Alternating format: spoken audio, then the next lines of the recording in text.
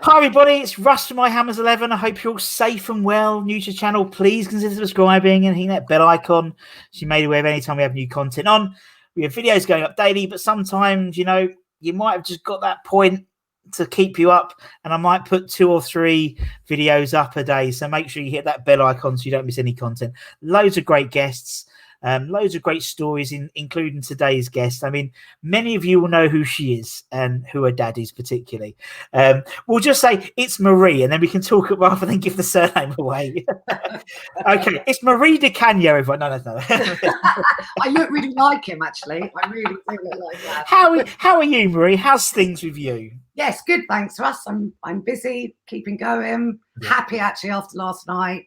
Can kind of relax and go into the last game, kind of, you know, not really caring, to be honest. Yeah, it was weird, wasn't it? Because everyone was like, "Oh, yeah, we're safe, and then obviously, you know, now we're mathematically safe." Stuff. Yeah, no, you just know, know, don't you? I'm still trying to work out yesterday how many goals we had to lose by, how many everyone else had to win by, and it was really like, oh my god, just let it go. And then, but, you know, it was a good performance. I thought we could have had them, actually, but I thought it was comfortable. You know, I was, you know, the guys from Irons United sent me a link. I was so bad. I didn't even check my messages, and I went on for the last 20 minutes, and yeah, it was comfortable. You know, that sort of, they came out second half. That first 10 minutes, they were a bit. You thought we might have got another one, but after that, they were just pretty poor. I thought, to be perfectly honest, I didn't think they were very great. But it makes, you know, it makes that bit interesting for them, innit? It's in terms of winner goes to the Champions League on Sunday, and it's going to be interesting. And then I watched the Championship stuff. That was mental. Oh my god, that was mental, wasn't it? That was mental. I've been listening great now. Radio this morning, and it's so sad about teams gone down, and you're like, oh, but we're safe, we're okay. I'm not going to cry next week. It's fine, you know. No, exactly. Yeah, I'm not one of those, but I suppose, you know, that's what I used to you didn't love, but obviously you won't have the fans there this year, and obviously when a team does go down and they sort of zoom in on like the kids or the adults crying and stuff. I have some joy in that when it's not our team, because I'm so used to it being our team. Yeah. It's quite sort of it's like a car crash, isn't it? You have to stop and watch. It's also, I don't know if I'm slightly disappointed it's not going to the last game of the season, because it normally does. You know, that kind of, oh my god. But you know, I think deep down I'm happy with where we are. Yeah, so. Me too. Otherwise, I might have cancelled today if we'd got absolutely spanked. I know, me too. Me too. I'm really angry. Yeah. Oh, I know. But it's one of those, as you said, it's all been done and dusted, and you know, nice to see. Hopefully, we'll see, obviously Slav and Julian be back at London Stadium next year. So, you know, fair play to them. That was great, and great that Brentford didn't go up, because I want 2 of their players. So, you know, obviously, hopefully they go up in the playoffs. So we'll see. But, they won't hit. You know, they won't hit form. It'll be Swansea. I can't, but goals scored or whatever. That mental, absolutely mental league that is. But anyway, we're not here to talk about the Championship, because we're not going there next year. We're in the Premier League. But we're talking about nostalgia now. Obviously, for those of you who know Marie, this is going to sound a stupid question, but I'm going to ask it for the people who don't know who Marie is. Marie, why was West Ham your club? Why are you a West Ham fan? I had absolutely no choice, Russ. Absolutely no choice at all. Dad played for him in goal. Surname is Parts, to give you a little bit of a clue. And I do really look like him as well, actually. Yeah, you do. From a lot of angles. It's not tash, though. The tash is under control. But yeah, so I had no choice. It was kind of, I suppose, when Dad moved to West Ham, I was 5. So kind of memories, I don't have any memories of QPR at all. So yeah, we had no choice. I remember at one point I did want to choose Liverpool. I wanted to support Liverpool because I wanted to be independent, like I still am. Yeah, that was an absolute no fucking way. I had to support West Ham, but it was kind of, I was thinking about all of this because I was going to originally, we spoke, didn't we? And I was going to try and get my dad involved and get some of my dad's stories. And then I thought it was really weird because actually thinking about it, I became more of a West Ham fan when Dad left and when he retired. What is that? What that is? Yeah. It was his job. So like we used to go to West Ham, we used to go to the training ground at school holidays, and which is amazing. But for us, it was going to Dad's job and kicking a ball around. And when we go to the games, me and my brother were more intent on running around everywhere. And, you know, it's because it was like a bit of a second home. So I don't even remember the matches, to be honest. I remember Dad going on every time he played at home and he was up that certain end, he'd always wave at us. And then I just remember having fun with just loads of the players and, you know, meeting people like David Essex and the EastEnders boys. And it's all of those. It's really weird because it was Dad's job. And then as soon as Dad finished, me and my brother could get into football, if you know what I mean. It wasn't about Dad, you know, all the time. It's like, but then by then West Ham was in our blood. So we'd been brainwashed. You know, had enough West Ham claret and blue stuff we had to wear, and so there was no way I could change teams at the age of 16. So, no, you were done. Yeah, so it's kind of like it was a bit of a weird one because when I was thinking I could do my 11 could be, you know, players that my dad played with, but then I don't really remember those kind of games. So and you're right. It's your dad's job, and I think, you know, we chatted before. We'll get Phil on eventually and stuff when everything's sorted and when we can all see each other again. But yeah, no, I think it's important to do your 11.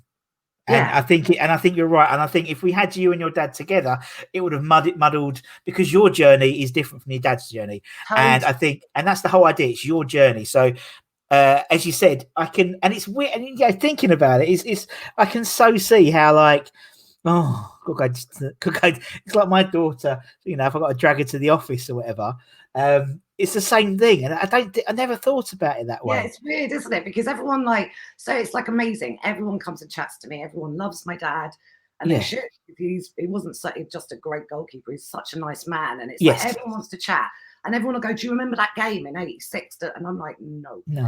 You know, and it's kind of like, and everyone's got this amazing kind of the brain where they remember all the games. I don't, Russ. I hardly remember one game to another. I mean, literally, I'm just not, I haven't got that brain. So it's kind of quite funny when it comes to, it was Dad's work. And it's kind of like, it's only afterwards I think I've really appreciated what Dad did. Yes. Because of everyone coming and talking to me and telling, you know, people are just amazing. They'll be like, that was my favorite game. Your dad made me cry. Like, you know, I mean, literally. And that's probably how I've learned about Dad's job in a way, you know, because if your dad was an accountant, you wouldn't want to go to his work or look at what he was doing. So it's really weird, isn't it? Because me and my brother loved football, but it was never about that watching football or anything when we were younger. I get that totally. And also the fact that, you know, you've got, you know, I mean, obviously, you know, I've been fortunate to interview a lot of your dad's teammates and stuff. And for you, it's Uncle Dev and it's and it's like, and again, it's weird. It's like when you've got a friend who's a footballer, like, you know, for me, it's like a friend who's a footballer, or I don't know, who's I don't know, on telly or something, and it's like, that's Bob, and you know, but for you, it's like the same, and it's weird for anyone outside of your bubble, you know, not a social bubble, but you know, a family bubble, nothing COVID related here, but yeah, it's just it's weird, and it's like when I interviewed Rob Chapman as well, because obviously. His granddad was club secretary and stuff like that, and it's the same thing for him. You know, he just like his West Ham life was sitting in the director's box, and it's just it's weird. Yeah, it's really weird, and I think so. Like because Dad obviously worked up in Upton Park as well, right? Yes. Again, so in Upton Park we always have some kind of complimentary ticket, you know. Yeah. Since we've been in the new ground, it's kind of I just haven't done any of that, and I just go to stab at Jackie and all of that lot, and just kind of like it's like actually for the first time I feel like a bit of a proper fan instead of being kind of like Phil Parkes' daughter. Here you go, do you know what I mean, kind of thing. Although there's a bit of that, but yeah, you know, it's kind of like it is a really weird because I had to really think about it because obviously I'm so proud of my dad, and I could sit here for half an hour and talk about him. Of course you could, yeah. But it's kind of like it's my journey was so different to his because he would just choose. Like the team that he played with, some of the boys that you know, I kind of know my dad's team in a sense. It's like, so I think for me, it was just about going down a completely different path. And it's my journey. So this has been really good because it's made me think about it in a different way outside of that little Parkes box. In a sense. Yeah, exactly. And how is everyone would how is your dad like? Obviously at the moment with COVID and everything and being locked down. Yeah. He's him and Mum have dealt with it amazingly. They've just been getting on and doing stuff. They're literally, you know, quite happy in each other's company, watching loads of box sets, just lovely, drinking a bit of wine. You know, they literally. How's the hair? How's the hair? Because everyone would ask. God, so this is the best news. So Mum's. He's had a skinhead. No, what? No. Mum wanted it cut quite a few times. She's like, you know, always like, oh, keep it short now. You're not playing football. But because it's Dad's 70th in a few weeks, and because his hair's grown so much, he's got the mullet back. So he's keeping it. I know. I'm so pleased. I can't wait. It's like literally he's teased me a couple of times with a couple of pictures. I can't wait to see it. I know. Because me and my brother are like, get that mullet back, because his hair is still amazing. It's kind of. You're right. And it's synonymous, isn't it? For with Phil's when your dad's, you know, was playing. So I've been going through those old photos, and at QPR he didn't have a tash, and he just looks really weird. It's like, I know. Yeah. I remember my exactly. So I remember my dad he didn't have a beard. He always had a beard, and he shaved it off once, and he just looked weird. And it must be from also Phil. I love it. I mean, he's literally had a tash for as long as I can remember. So when I see those old photos, it's like, well, that's really weird, because he actually looks like my brother with like long hair as well, which makes it even weirder. Yeah, it's kind of but they are really well. It's his 70th in a few weeks, so we're fantastic. All getting together for it, which will be amazing. Yeah, brilliant. I think he's got about 3 cases of red wine, which will be just perfect. So fantastic. So we pickled for the rest of the year. That's what I like. Preserved, as they call it. Exactly. So obviously, you know, as you said, you know, you've sort of taken on, you become like a real fan sort of after your dad left and stuff, and you know, obviously, particularly now, you know, with obviously everything that's happened and no football and no fans, and you know, as you said, people like Jackie and people like that, there's this really lovely community, you know, all your lot, as I call them. It's so nice, because now I feel a little bit part of it now, because I never was part of any community, and it's like now I'm sort of more part of this little community. I feel like, feel honoured. There's some people out there that are like me. Yeah, no, it's great. I mean, at the moment we've been watching, quite a few of us have been watching the games all together on Zoom. Brilliant. So it's kind of like a couple of drinks, talk a lot of shit, and it's actually, I kind of probably prefer it, because I don't get to see everyone if we go to the stadium, because it's so big, isn't it? And it's like, so actually it's been quite a nice way to just keep in contact. And they are a really nice bunch, actually. They're just they are. They're very funny, which is kind of what you need as a West Ham fan. Yeah, exactly. And it's true. You've seen, obviously, with everything that's gone on, that sort of banter and that sort of, you could, jostling and taking the mickey out of each other and stuff. That's been more than ever. Not just obviously your groups and stuff on Facebook, but obviously on Twitter and stuff. And it just shows this whole West Ham. People talk about the West Ham family and community and stuff like that, but it really, and this channel is a sort of a microcosm. That's a long word, isn't it? A microcosm of it. Jesus. I know. That now. Look that one up. I don't know if that's the right words. I don't care. It sounded great. It sounded great. But it's true.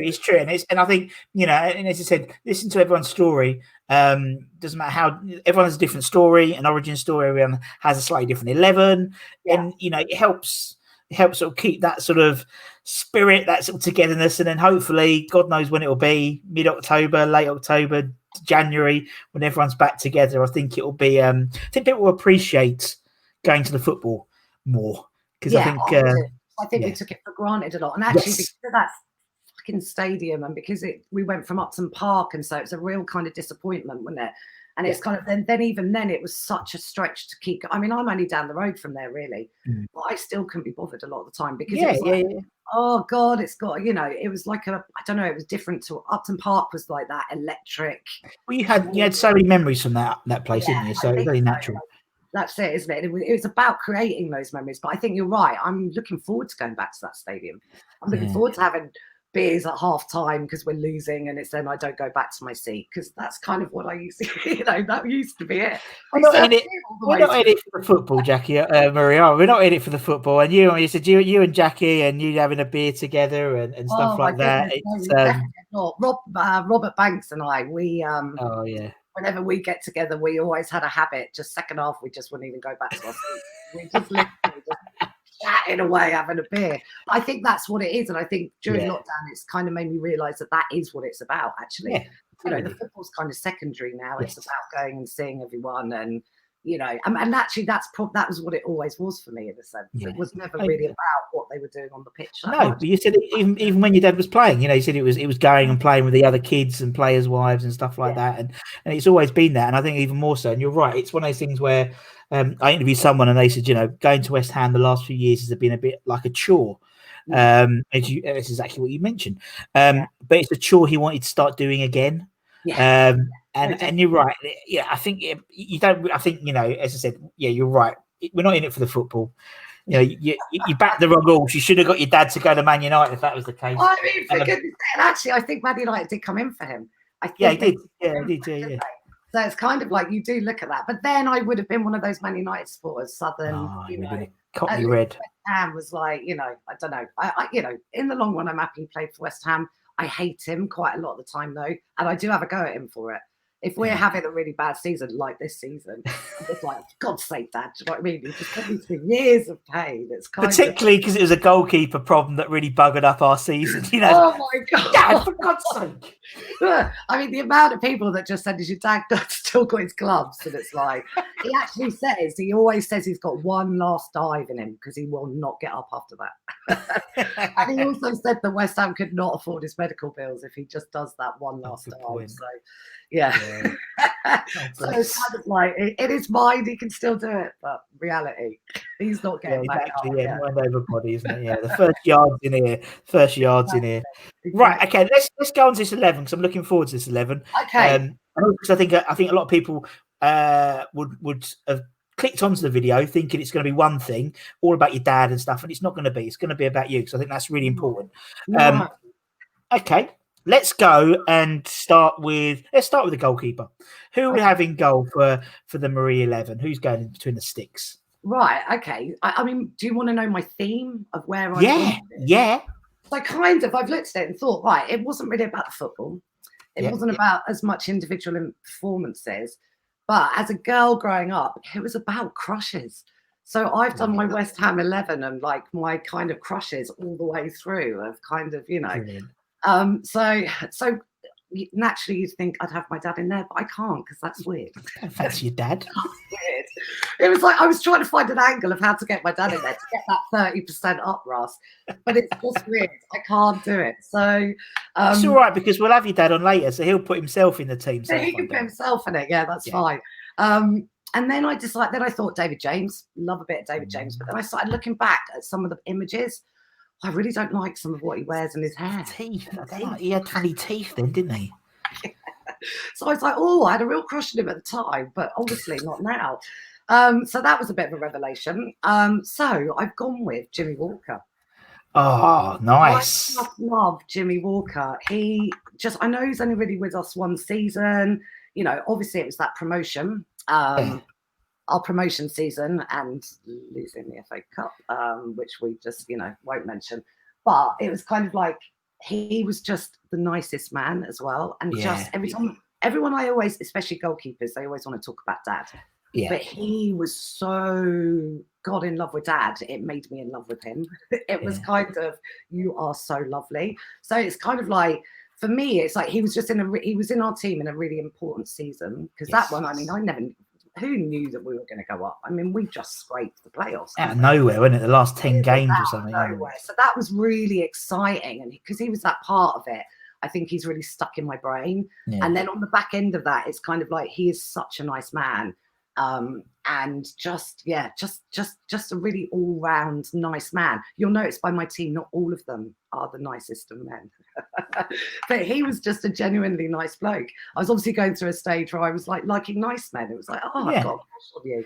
Yeah. And then you like the bastards later on, you know. It's exactly. Or before, you know. So it's like literally a mix in my life. But yeah, it's kind of like, although he was only there, I remember some of his games. But he was just there at a really important year, I think. Yeah, definitely. That was a really exciting end. I mean, it was like getting to that point, wasn't it? It was like, we're going to be in the championship again. And then all of a sudden we're in the playoffs. And then all of a sudden we're in the playoff final. And it was like, that for me was just being a West Ham fan. That was the good. you know, and he was just goalkeeper when it was good in that time. Yeah. Because around that, otherwise we were in bad, you know, bad season, good season, bad season, good season, weren't we? Yeah, and obviously we had the season before, we had the playoff final before, didn't we? The year before, and do you know what? It's funny. I don't do a lot of DJing now, but I do it occasionally for family and friends as like a present to save them like 500 quid, you know, for a DJ. Yeah. But even if someone comes, one of the oldies comes up and asks for Glad All Over, I don't play it. I refuse to play it because I just had this vision of the other end of Millennium Stadium, all those yellow shirts going Glad All Over. Oh god, it wind me up chronically. Memory, isn't it? It's just But you're right, Jim. Yeah, Jimmy, a lovely guy. We're getting him on the channel soon.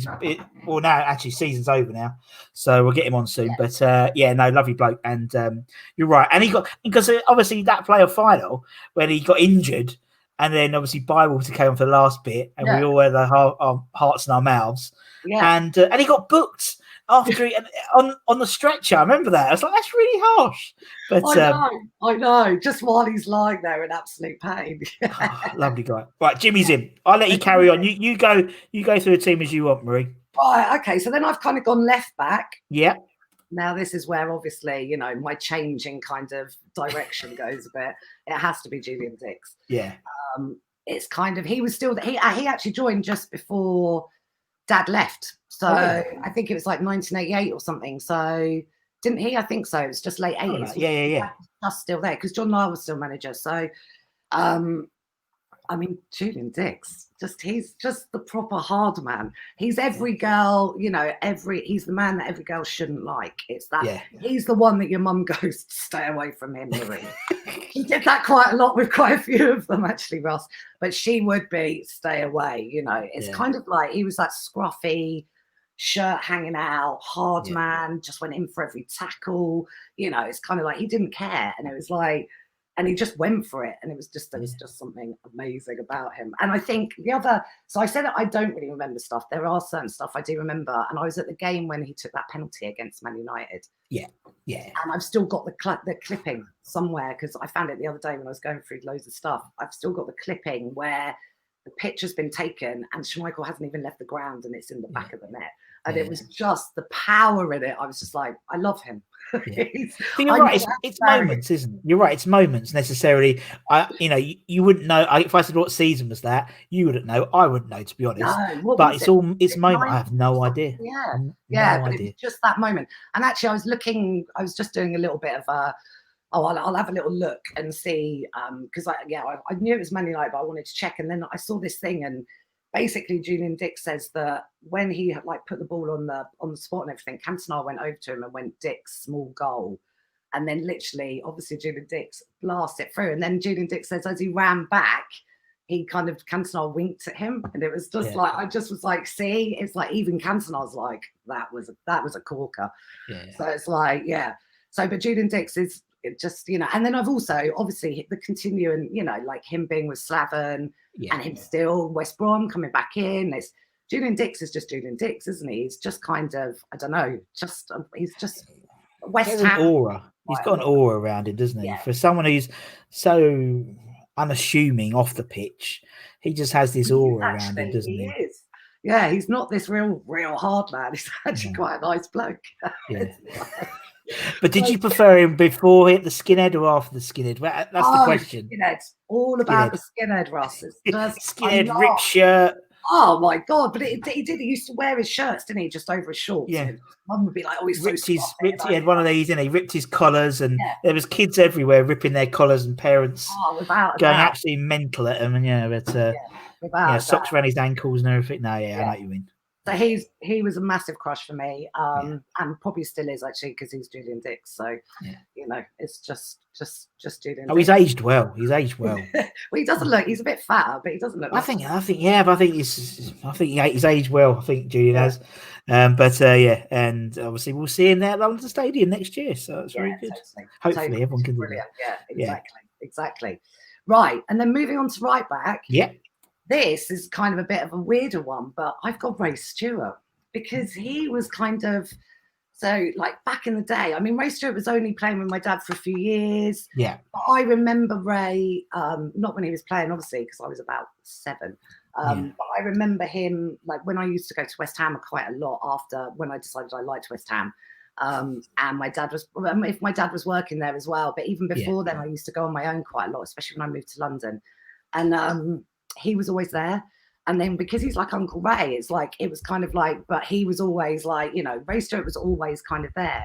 And then I've watched back loads of old stuff, and oh man, I would have really fancied him if I was back in 19. It was like, oh my goodness. But I think Ray's just been that constant kind of, you know, he's a good looking man, still is. Yeah. And he's got a Scottish accent. I think that's where my Scottish accent, you know, fixations come from.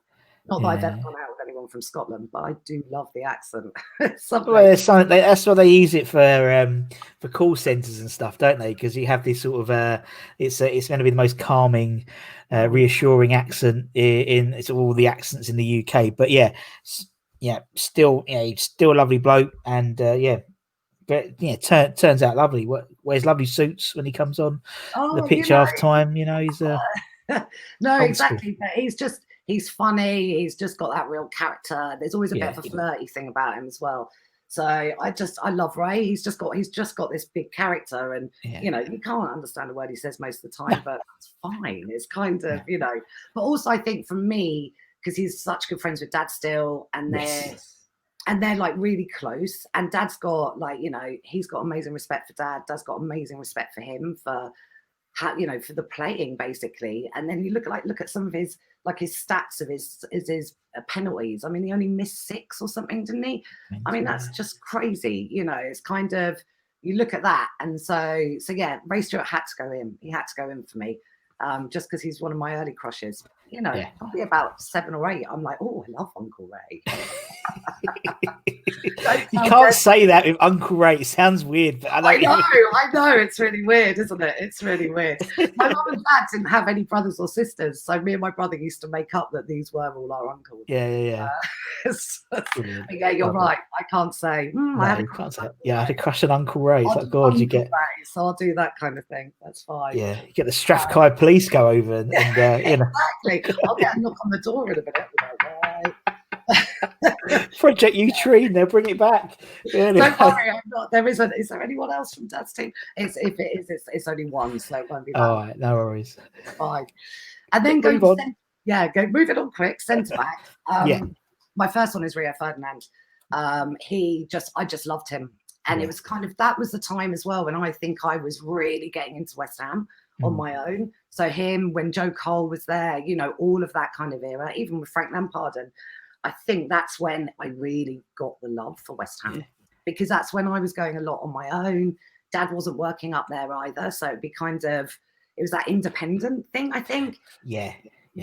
Just so I kind of was thinking about these times and why did I love Rio so much? But I loved him as a player anyway. But I think it was that time when I really got into football, and I was then suddenly felt like a proper West Ham fan instead of just my dad played for him type thing. But you kind of watched him grow at West Ham. You knew he was going to leave because he was that good, wasn't he? He was just that good. He just commanded that whole kind of centre, and it was just, his passing was sublime. I just used to watch him kind of quite a lot just during the games. You know, it was just, he was so solid. And then I obviously had a bit of a crush on him. And there was this time that I was in kind of some of the hospitality seats, and he was obviously injured, and he was with one of his mates, and I was with one of my mates, and we were giggly, and you know, I was just like sitting there trying to be cool. And he drank a bottle of water, so we nicked it, and I probably found it about 7 years ago, thinking, what the hell is this empty bottle of water doing in this box? And it was Rio Ferdinand. We could clone him. We could clone him quick. I was like, oh my God, Marie. I can't believe I've just told you that story out loud, because when I saw the bottle again, I was like, oh my God, Marie. That's so fucking weird. Do you know what I mean? Quick, he's drunk out of that. Take it. I've actually got rid of the bottle now, because that would be really weird if I'd carried on keeping it. But yeah, so Rio Ferdinand.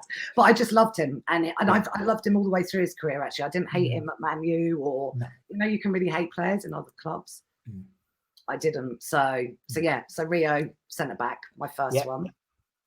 And then my other one is Jimmy Collins, because you've got to kind of have a Ginge in there in my crushes. I've got to have one. I've got to. And I love Ginge.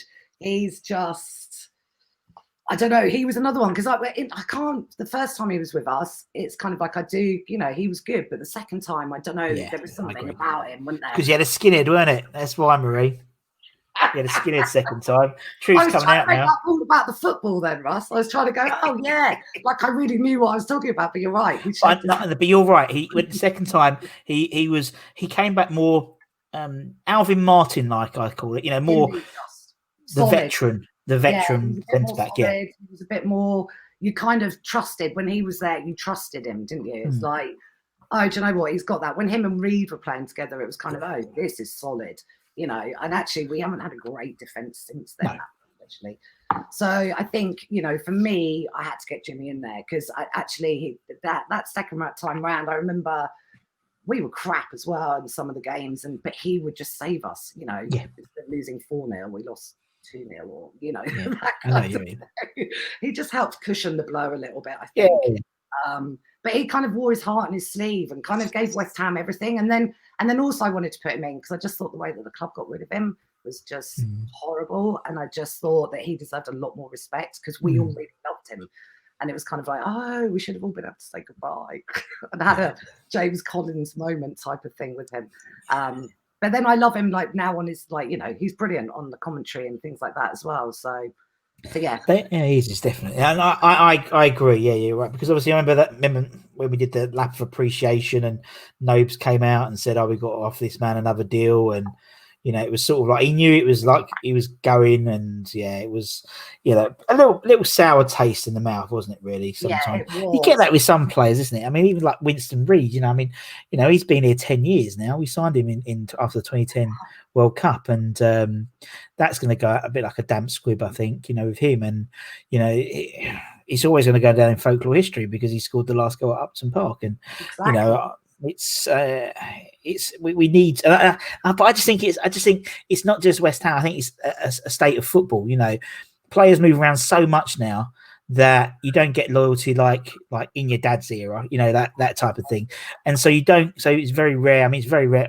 You will never get a Mark Noble again. Oh my God, no way! I don't. I'd love it. I'd love to have one more, and his name is Declan Rice, but I don't think you get that. But no, I don't think so. It's a different. It's you know, we harp on you know it's all about players coming and going, and we just have to accept that now. Unfortunately, I know, and I think it's not nice. I think it's kind of when they wear their heart on their sleeve, we get really attached, even if they're shit. So even Carlton Cole, I mean, you know, Carlton Cole, bless him, he drove me mad, but I loved him because he just had this, you know, and I think that's what it is, isn't it? And it's kind of like you kind of feel like you know them a bit because they've tried so hard for you. It's I don't know, but I know exactly what you mean. He was one of those that I just really just loved because I just thought he was everything I wanted West Ham to be in a sense. And I think that's what it comes down to. Yeah, that makes sense. Yeah, that's strong school pair. Okay. GP's in. Okay, who's next? Who's next, Marie? Right, Scott Parker I've got next, which I know he went to Spurs, and I know he was only with us for about 4 years. But it just felt like so much more, actually. When I kind of look back, it feels like Scott Parker was there for years and years. But I think it's because he was... I mean, we had a crap team. Like, it was dreadful, actually, around Scotty Parker.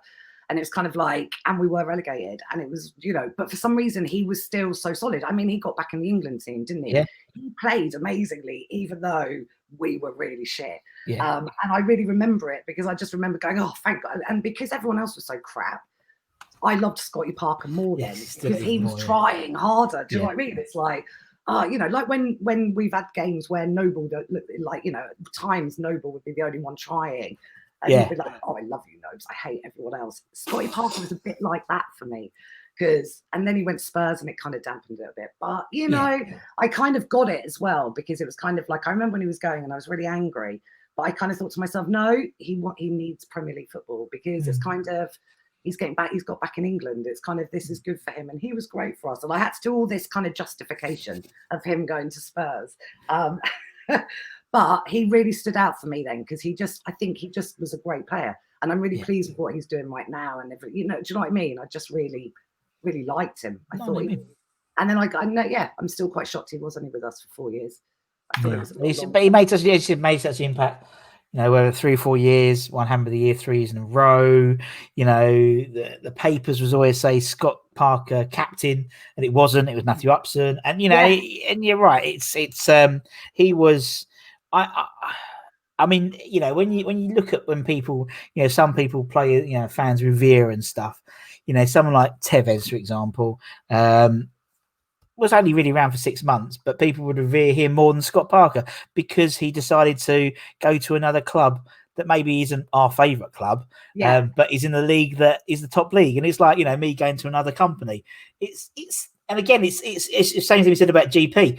It's that sort of modern take on football now, which I don't think we're still as fans about 2 decades back, isn't it? In terms of loyalty and fight for the bad and players now, it's all about money, and it's, you know, very rare you get those Mark Nobles and gems where you just like, you know, and even though it's 4 years, he was a little gem for 4 years. Definitely, he was just West Ham for 4 years. Like he really just literally just did everything he could.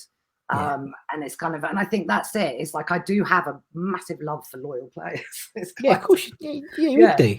Because when I was looking through stuff, although actually a couple of these are not loyal, but when I was looking through, I was like, oh yeah, there's quite a theme going on here. I like the players that kind of are a bit, you know, give it all. I think it's just you know, just giving it all. But I think Scott Parker did, even though it was only 4 years. So So my next one is nothing to do with football. Well, definitely not football for West Ham, but he had to be in there. It just had to be. It's Freddie Ljungberg, obviously. Only in there because of the Calvin Klein adverts. And then when he came to West Ham, it's like, oh my God, we've got Freddie Ljungberg. He's a beautiful man. But actually, kind of thinking about it, he was crap for West Ham. Are you struggling doing Ljungberg? Yeah, I'm typing it. I'm going to spell it wrong, but it doesn't matter. Anyway, carry on. Unsurprisingly, I haven't had Freddie Ljungberg loaded into the system already. So, yeah. I didn't think you would, because it's kind of like you think back and I said, I mean, didn't he do a 4-year contract or something? He was only with us a year, wasn't he? And just like, did he score 2 goals? And he comes from Arsenal and he's in like the top 50 Gooners. And it's kind of like, he was brilliant at Arsenal. And then he comes to West Ham and was just shocking, but beautiful. And I kind of could forgive him because he was beautiful. He was a beautiful man. Very shallow, I know, Russ, but, you know, at times you've kind of got to be, I suppose. I mean, because I remember when we were signing him, I was really excited because I thought, oh, my God, he's going to score goals. We've got Freddie Ljungberg. This is mental. He's leaving Arsenal for us. And then it was it was just such a disappointment, wasn't it, on every level? And then I think he was injured as well for half the season. So we didn't even see him warm up or anything. It was just like, oh, he was literally here for about 5 games and now he's kind of gone. So he's not going on any talent for West Ham at all. It's literally, because I feel like he was our only poster boy. Because when I was thinking about doing this, and I was like, I kind of Googled best looking West Ham players, all of that kind of thing. Literally just the only person was Freddie Ljungberg. Like literally it'd just be one picture. Like, okay, someone said to me it'd be easier to do. But your dad was a model, so, you know, it's like, well, I know. we've seen the adverts, you know. Look back and I think the older boys are like, you know, back in my dad's day, they were more poster boys than now. We've never been known for our kind of, you know, poster boy look. But Freddie Ljungberg, he was that one. So I had to get a shallow one in there. Yeah, and I had to change the spelling halfway through, in case anyone noticed, because that's Lund and it's Lung. If I get quick Wikipedia search, the beauty of this new system, I can do that as we talk about. Yeah. Brilliant. Well, anyway, you probably won't have to. It's loaded in now, so no doubt it'll happen. It's like be like buses, you know. You wait 120 and 2 will come along. Marie's right. That's exactly it. So then I've gone a bit more modern on these next 2. So my first one is Robert Snodgrass. Oh, nice. Yeah. Again, obviously there's a Scottish accent thing going on, but I just like when he first joined. I remember he was crap. Well, he wasn't crap, but he just didn't give it a chance. He wasn't part of the team. Then he went away, didn't he? Where did he go? Villa, wasn't it? Villa, yeah. And then he came back a different player for me as well. Yeah. He came back with this more mature kind of outlook, but this real kind of another hard man type thing. So another real get stuck in. And there were some games that he would be the one that you'd be like, come on, Snoddy, do you know what I mean? And then he can score wicked goals as well. But it was just like that passion, I think, that I don't think was there the first time before he went on loan. No.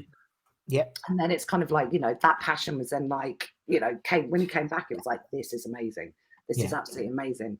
So I had to kind of put him in because he's kind of one of my new modern players that I absolutely love watching.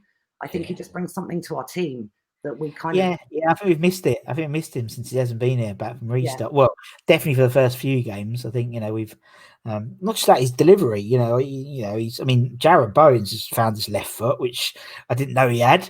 But amazing, yeah. Snoddy's the same, isn't he? Snoddy's you know, he's got a cracking foot and he delivers some great balls. And we did miss that when he's not playing, but I think you're right. I miss his drive. You know, he might be back for Sunday. You know, they did say there was talk of him possibly being back before the end of the season.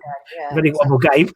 So yeah, but yeah, I know what you mean by Snoddy. I think he came back as one of the older players then, because obviously we had a bit of a clear out in between him leaving and a lot of new foreign players came in. He came back as an established British player, and maybe it meant, you know, a bit more of a swagger about him. I don't know. I think he did, didn't he? He just came back with a bit more kind of confidence, maybe. And actually, do you know what?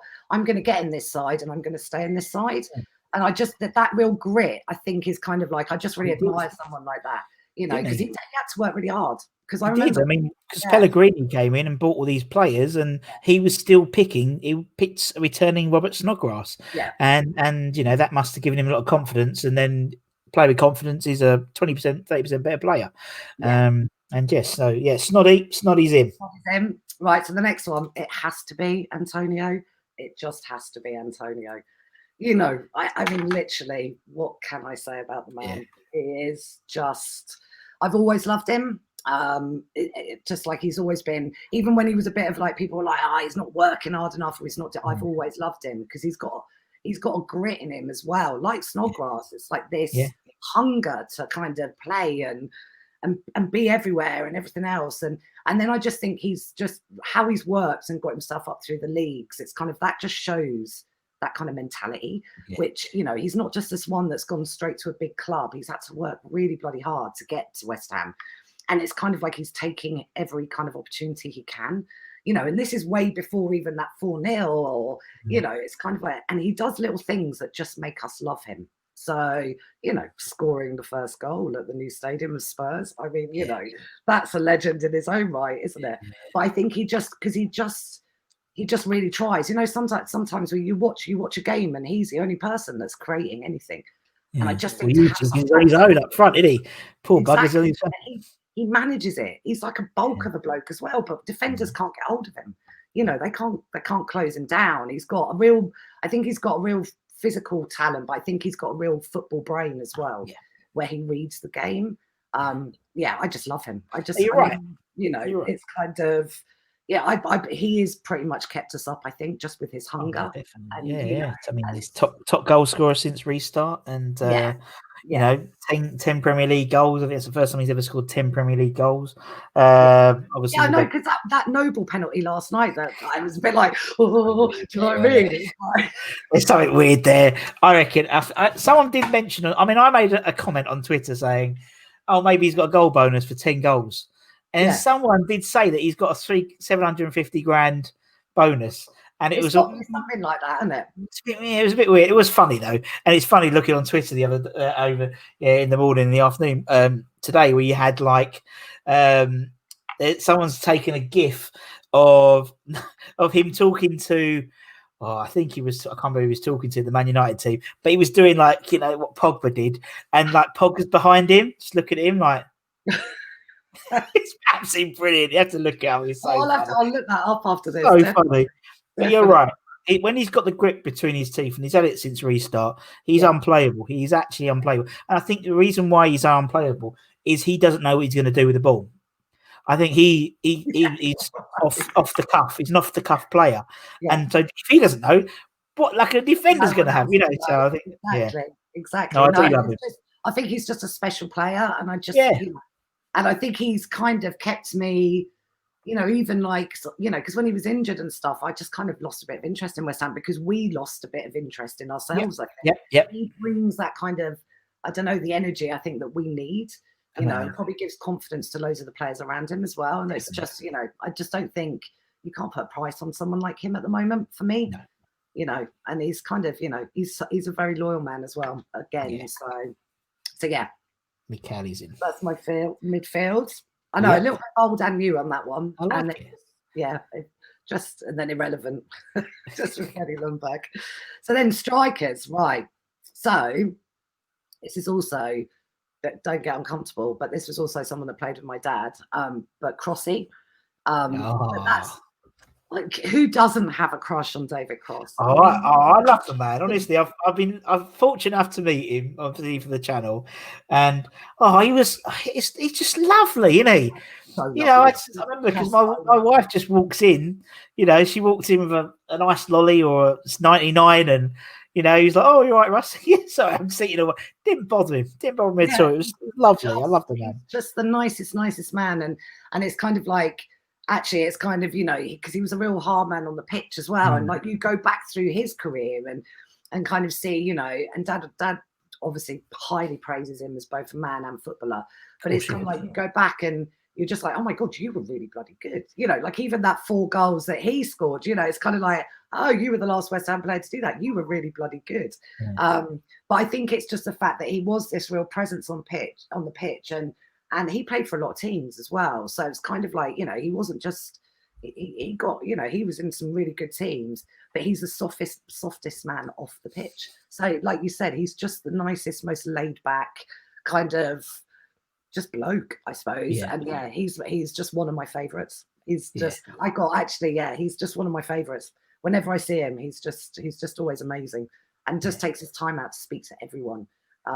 Which a lot of them do, but he really is, And I think also in the modern era, he's very active on Twitter, and that makes a huge difference, because it's getting a like from Ian Bishop, from Bish Bosh Hammer, is a bit like getting a signature nowadays, or a picture. It's the equivalent. And Crossy to respond to, I don't know, something Canning Town Len said, it sort of validates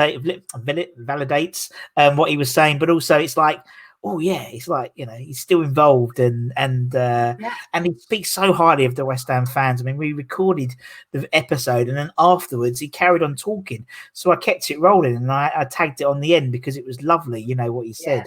And he's a lovely bloke. He's just one of those kind of, I mean, don't get me, pretty much everyone that Dad played with are amazing. Those old boys are just they are amazing. They've got time for everyone. Their friendship is so amazing to watch as well. I mean, it's 40 odd years for a lot of them, and they are so close still. And it's like it's like they go back to the dressing room, and it's such a beautiful thing. And David Cross is just one of those people that just brings it all together as well. Yeah. And he's got a real dry sense of humor, which is always good.